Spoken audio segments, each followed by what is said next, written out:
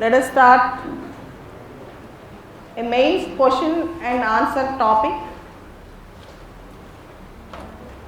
Decline of Indian Parliament. Decline of Indian Parliament. We have discussed Parliament procedures, Parliament term. We have discussed Parliament procedures, Parliament terminology, all these things. But there is one concept in the Parliament which is important for GS2 and also important sometimes for essay and also important for interview. Decline of Indian Parliament. DECLINE.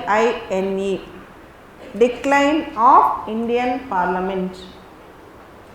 Is Indian Parliament declining? What do you mean by that? It means, is Indian Parliament not functioning properly, or is Indian Parliament is not performing up to the mark? Do you support this? This is the question. Decline of Indian Parliament. If such question comes for 20 mark or even such topic comes for essay, now I will give you a structure and model answer based on which you have to build the answer. Okay? Just think and try to write many more answers like this. On the walls of Indian Parliament, in the walls of Indian Parliament, there are some Sanskrit slokas. There are some Sanskrit slokas. One such sloka says, "You are there for the people. Always open your doors for the cause of the people." You are there for the people. Always open your doors for the cause of people. This was a Sanskrit sloka written in the walls of Parliament. So, parliamentarians are representatives of the people. Parliamentarians should work for the people. Parliamentarians should always accessible for the people, and parliamentarians should do service to the people. They should work for the people. They should be accessible to the people, and they are there for the service of the people. This is the meaning of the sloka. Indian Parliament derived its procedures, ethos, conventions from the mother of all parliaments, which is the British Parliament. Indian Parliament derived its conventions, customs, ethos and practices. In fact, the entire setup we have borrowed from British model. British Parliament is called mother of all parliaments, and you all know we have adopted also bicameral legislature. We also had bicameral legislature having two houses, the Council of States, House of People, Rajya Sabha and Lok Sabha. We have proper checks and balances also. In fact, Indian Parliament have shown tremendous performance, and it was eulogized as a best parliament representing the largest democracy in the world. It was praised as the best parliament representing the largest democracy in the world. This is Indian Parliament. And if you see the plenty of laws, the plethora of laws, from Hindu Succession Act, Dowry Prohibition Act, Bank Nationalization Act, Environmental Protection Act, Biodiversity Act,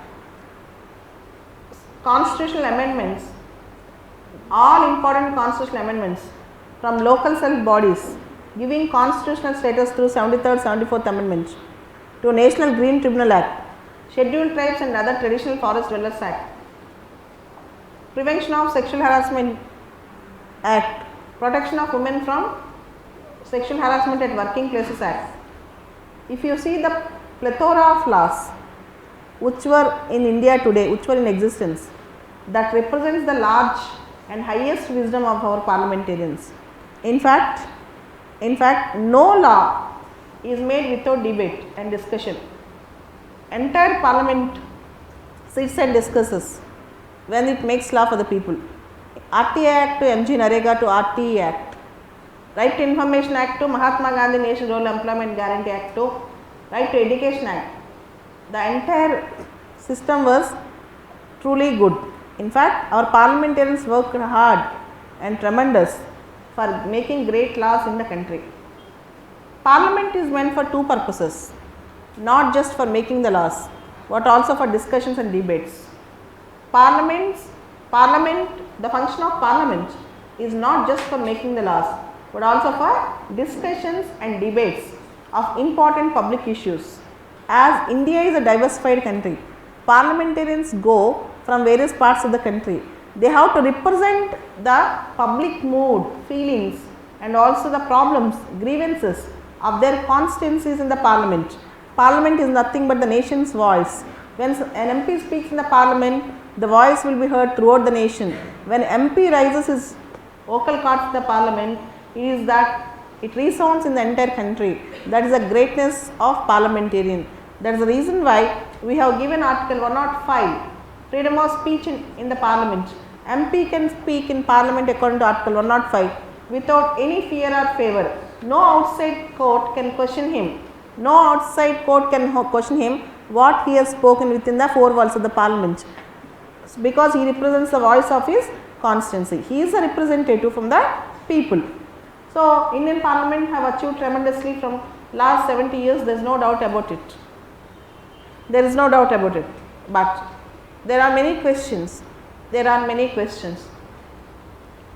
Is the Indian parliament declining? Is the functioning of Indian parliament declining? Is the Indian parliament declining? Is the functioning of Indian parliament declining? Some statistics, some data, and some even show this was partially correct. The first thing is lack of proper conventions and ethos. Our parliament have not properly established proper conventions and practices. The people in India are apathetic. Apathetic means indifferent. People almost have become passive recipients rather than active participants. In a parliamentary democracy, after giving a note, people remain silent for the next 5 years. People have become, the citizens of India have become passive recipients rather than active participants. More importantly, in our parliamentary democracy, the quality of working hours, the quality of debates have drastically reduced. The quality of working hours, the quality of debates have drastically reduced. In the first decade of Indian parliament, first 10 years of Indian parliament, average the parliament met for 125 to 130 days every year.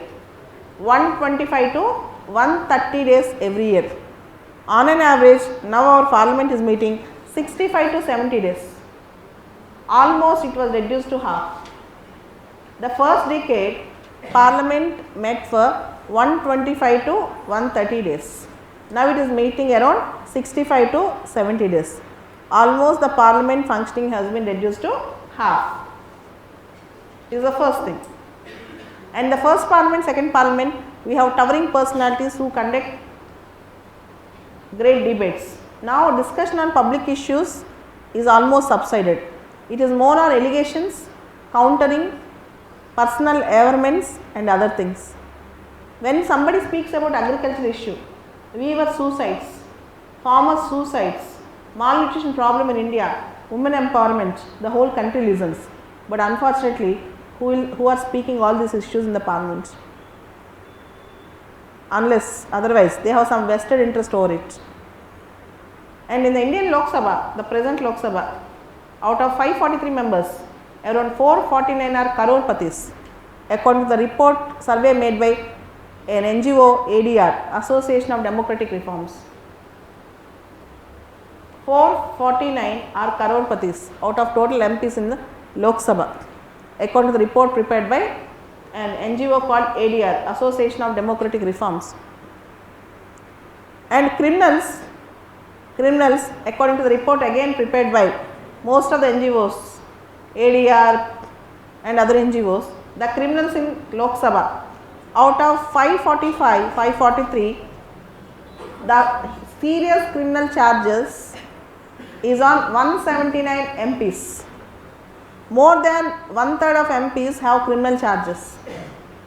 More than one third of MPs have criminal charges. Not normal criminal charges but serious criminal charges. 179 MPs got criminal charges in the present Lok Sabha. And coming back, the highest sittings of Lok Sabha in 1956, it is in the year 1956, 151 sittings. In the year 1956, 151 sittings. In the year 2017, 57 sittings. In the year 2017, 57 sittings. Criminals entering into politics, disproportionate episodes in politics, and there is one survey, gap between assurances and implementation. Gap between assurances and implementation. Assurances means promises and implementation of the promises. Only 21.94% of the promises which were made were implemented. Only 21.94% of promises which were made were actually implemented. This is the gap between assurances and promises. And in the present Lok Sabha, 23 Muslims represent. There are 23 Muslim MPs. There was 11% of Muslim population in the entire country. There were 23 Muslims. And leave away the fate of female Muslim MPs. Very rarely you can find a female Muslim MP. From last 25 years, there is only one female Muslim cabinet minister, that was Nazma Heptullah. So, at present in the present Lok Sabha, there were 23 Muslim MPs and there were 81 SC MPs and 49 ST MPs. 81 SC MPs and 49 ST MPs. And if you compare the sittings of Lok Sabha, sittings of Indian Parliament, it is far below the US Congress, far below the US Congress, far below the UK's House of Commons, even Japanese Parliament. Indian Parliament sittings compared far below with other countries like US, UK and Japan. This is a serious cause of concern. Coming to Indian voter, I told you already general public apathy. General public apathy of Indian voter. The 16th Lok Sabha voting turnout is 66.44% in Lok Sabha general elections. The voting turnout is 66.44%. Okay. In the citizens of India, in the last Lok Sabha, 66.44%. Even they don't know the value of a vote. If you don't want to vote anyone, we should at least go and vote for Nota, at least from this Lok Sabha. Apart from that, in the Parliament, the partisan role of presiding officers. The partisan role of presiding officers. Speaker in Lok Sabha, he was, now Speaker's post is under controversy. The bias of Speaker with respect to money bill, with respect to anti-defection law. With respect to money bill, with respect to anti-defection law. Speaker's post is now under controversy. Bias.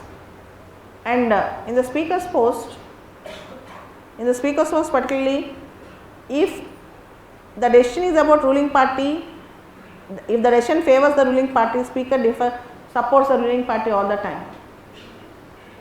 Anti-defection law. Though we have anti-defection law, horse trading, floor crossing have become very common in Indian politics. Ayaram, Gayaram. Ayaram, Gayaram. There are no permanent friends and permanent enemies in politics. There are no permanent enemies, permanent friends in Indian politics. We have Ayaram, Gayaram politics. And coalition politics, no proper ideological base, is also affecting the parliament functioning. Coming back, quorum. You all know 10% is the quorum in parliament. If 10% of the MPs attend, parliament can be conducted. Frequent absenteeism, lack of proper presence in the parliament, except when there is a strong motions like no confidence motions. We don't find proper presence in the parliament. Last year there was an article where our Prime Minister Mr. Modi asked all the BJP MPs to attend the parliament regularly. This is also a very serious issue. Many of the Rajya Sabha MPs who were nominated, who were elected indirectly, you all know Rajya Sabha elections are indirect, and 12 people are nominated, 12 MPs are nominated. Most of them do not regularly attend the parliament. This actually hits the efficiency of functioning of the parliament. This hits the efficiency of the functioning of the parliament. Apart from that, some incidents in the parliament like abuses and pepper spray incident, most of the incidents in the parliament also demeans the efficacy of the parliament and also glory of the parliament. That's really important. Parliament has certain decency and decorum which we always should maintain. Our parliament should have certain decency and decorum which we always should maintain. Coming to age group in parliamentarians, the highest number is between 55 to 70. In the age group of 55 to 70, more than 50% of the MPs represent, and almost all the young MPs are anointed leaders. Though they were elected by the people, they are from political families and political dynasties. Almost all the young MPs who are below 35 and 40, they have a family background of politics. Either their father or grandfather, they are from political families. With their support they have come up. No common man who is young can able to enter into Lok Sabha or Rajya Sabha without support. This was the thing. So almost the young parliamentarian, name any young parliamentarian, he has a political background. This is called dynastic politics, anointed leadership. Dynastic politics, anointed leadership. This is also a serious cause of concern. According to the recent survey, 80% of the members in Rajya Sabha are crorepattis. Even from Rajya Sabha, in Rajya Sabha, 80% of the members are crorepattis. And there was a call that there should not be a pay for parliamentarians. Their pay should depend on their work. But again, it's a controversial issue. It's a real controversial issue. Apart from that, surpassing the parliament through ordinance, and never ever we see in the recent past private member bills are being passed. Private member bills are the bills which was introduced by MPs who are not ministers. Only the government bills are passed. Even in passing the bill, instead of seeing the genuinity of the bill, we see whether it is introduced by the government or not. Government bills will get a strength, but not private member bills. This is also an issue in the parliament. Even during the budget session, the time allotted for the discussion of the budget has been diluted and the time is diverted to other allegations, even in the recent budget session. But in 2018, the budget session, the monsoon session is considered as one of the best sessions. Lok Sabha functioned 118 times. Productivity of Lok Sabha is 118 times. 118%. That was really good.